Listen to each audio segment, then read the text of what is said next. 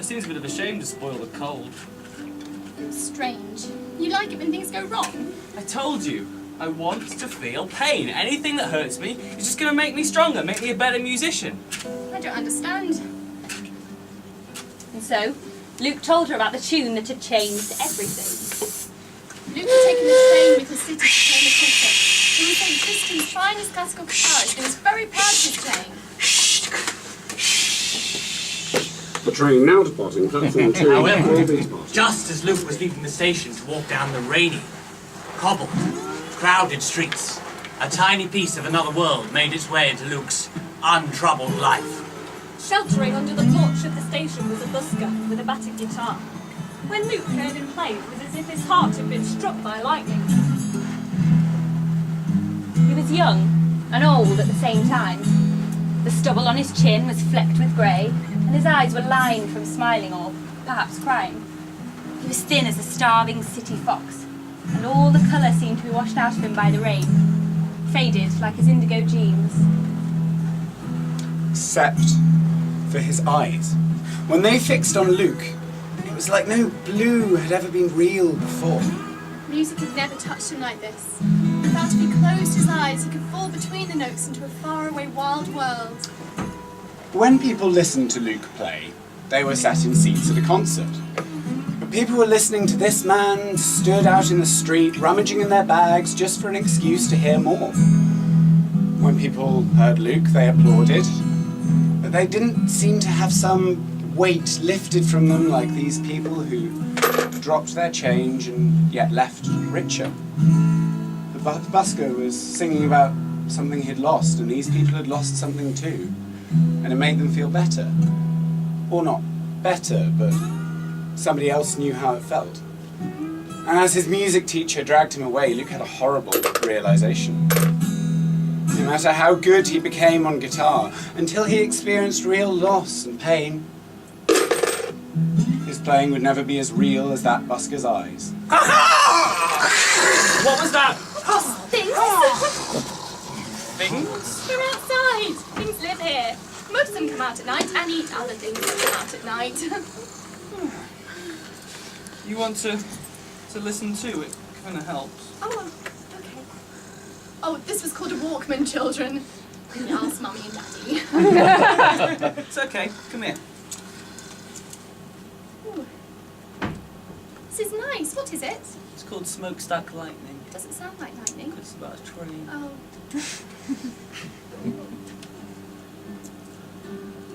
Wow. I hope someday I'm just like them. Tiny and far away. Something incredible. For one bright, huge rush. They're on fire. It's worth it. When people see them, they make a wish because seeing them makes people believe anything's possible. That's what I want to be.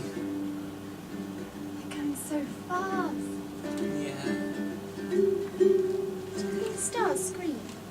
Oscar, can I have a word? By all means. Cynthia, would you mind going to your happy place for a little while? Right. What are we going to do when we get to the ending? Oh, Scissors, Cynthia loves this story. Right, so you're not going to tell her the truth about it then? Ah, but what is truth?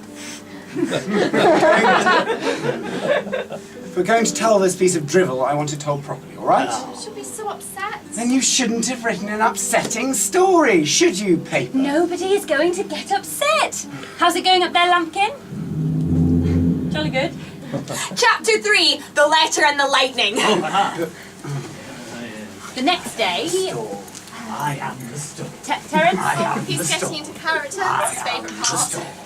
The next day, the adventurers came out of the fields, the last fields at the foot of the mountain. So, they're in this field, and it's all overgrown, and there's lots of pumpkins.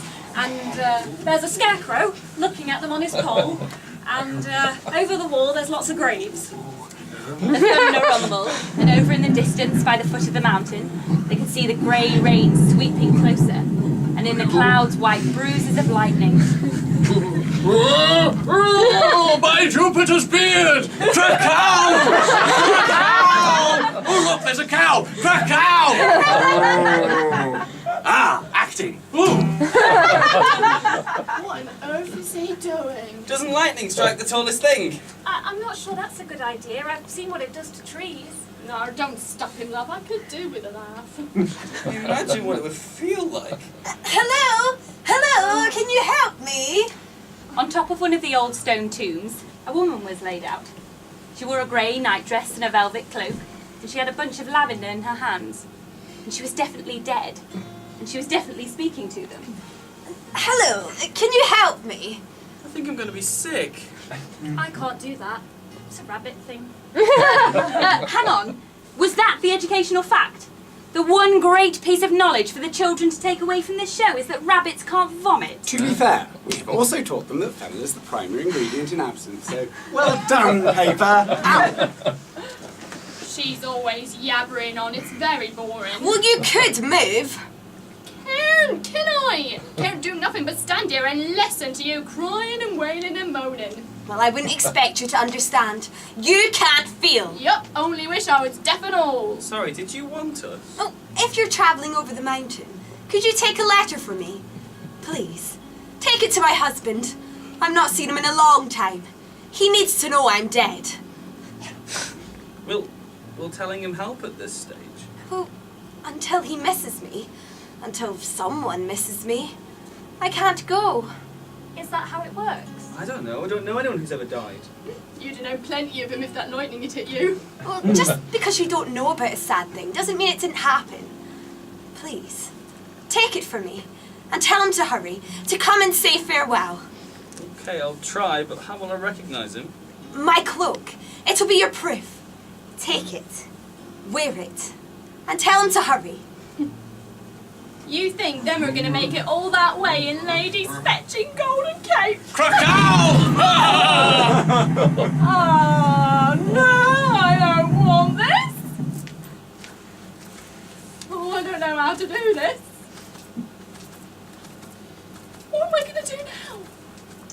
That night, Luke slept under the dead woman's cloak. It smelt a bit of dead, but he was starting to like it. But all the rabbit could think about was the scarecrow. What will happen after you touch the rose and feel all those things? I'll understand everyone. I'll be able to make music that means something, that matters. I'm worried it's going to hurt a lot. It's worth it if it's going to make me the best guitarist ever. Think of all the people in pain my playing will help.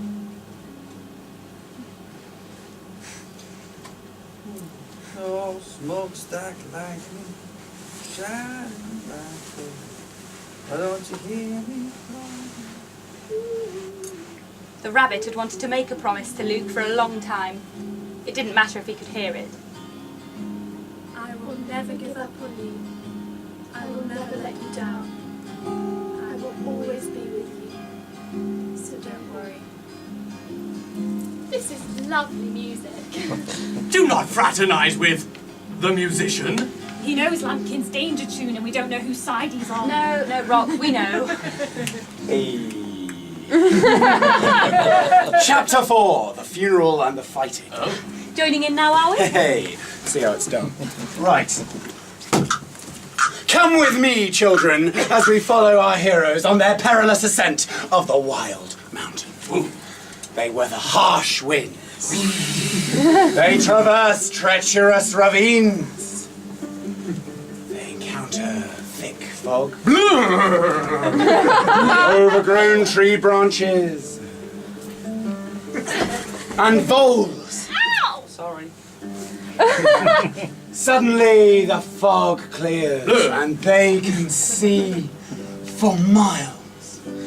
Behind them the sunset turns everything familiar to fire, and ahead an untamed ocean of trees and mountains and mountains and mountains.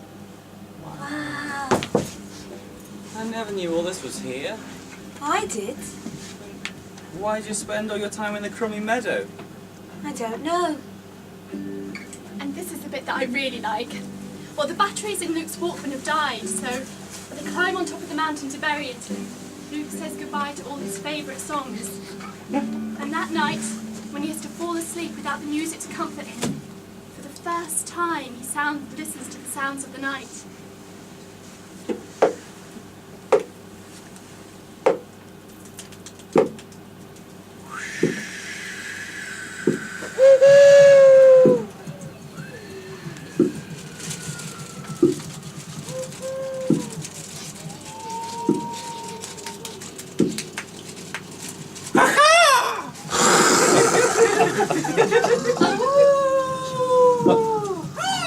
You feel still. Feel it all flow through you. But it's much scarier than you thought, but you've never felt so safe. When everything in you and everything around you can hear the echoes of the songs. You're not separate from the music anymore. However, our heroes are now in a dark, savage place, and they are afraid. They know they cannot pass through the forest without encountering terrible peril. And sure enough, the next day... Signal! Incoming! Draw!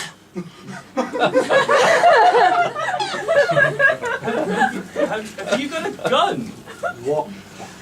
It's supposed to be a giant bear. Well, bears are too violent. Oh, firearms are fine. Oh, I was just trying to lighten the tone. I promised them terrible peril. You've given them a squirrel with a gun. No. I've given you 3. The highway gang of squirrel... Turpin? Stand and deliver your money or your lives. It's ridiculous. You can't just put in new characters because you feel like it. I'm the narrator. I can do anything. Oh, that. Okay. The notorious gang called for backup. The nefarious villain, Antlers McDougal. His sidekick, the Easy Tiger. And Cardinal Richelieu happen to be in the area. Oh, what have you done? I'm going to have to kill them off or something. Too late, sorry. Coffee, right then. The scent of which always attracts hydras. No. A hydra is definitely too violent. Too late. Are those my socks? Can't make a woman without breaking eggs. Can't make a hydra without stealing socks. Right, this isn't over. So, facing down the squirrel, Antlers, the cardinal and the hydra, what the rabbit was thinking was... If I could, I'd definitely throw up right now. But what she said was... The only thing valuable to him is pain. And if you want it, you can have plenty of it. This bit's my favourite. Because they knew they were going to run into danger. Thing is, they don't care. In the wild forest, they meet all these monsters, but they don't care. They find they like to fight back. And every time they lose, every time they get hurt. She's found this strength that she never knew she had.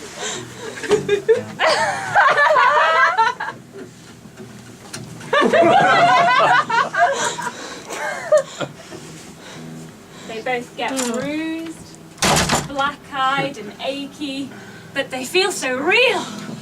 So, what the hell were you playing at? You drove me to it. No. First you heckle me incessantly, and now you are actively undermining me. Multitasking. Right. You think this is funny? Think of it difficult in the past, but this time you're smug, stupid, moronic, egotistic, and will sabotage the entire story. Well, you can say what you like about me, but you are the one that's leaving. Scissors, we all know I'm leaving. Do we know you're leaving after this performance? Oscar. I heard her booking the taxi.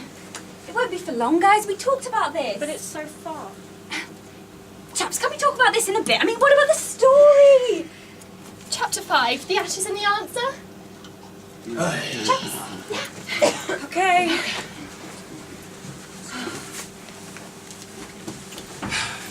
They fought past the monsters in the forest, and the days are getting shorter. And the leaves fall burning gold at their feet. It was the rabbit's first ever autumn, and she felt that if they didn't keep moving, the world would turn to dust around them. She knew their adventure couldn't last forever, because they were living so bright, so brave, so much more real than ever before. Sometimes she wondered what they would do when the whole world blew away, but most of the time she thought, We're living like shooting stars. However,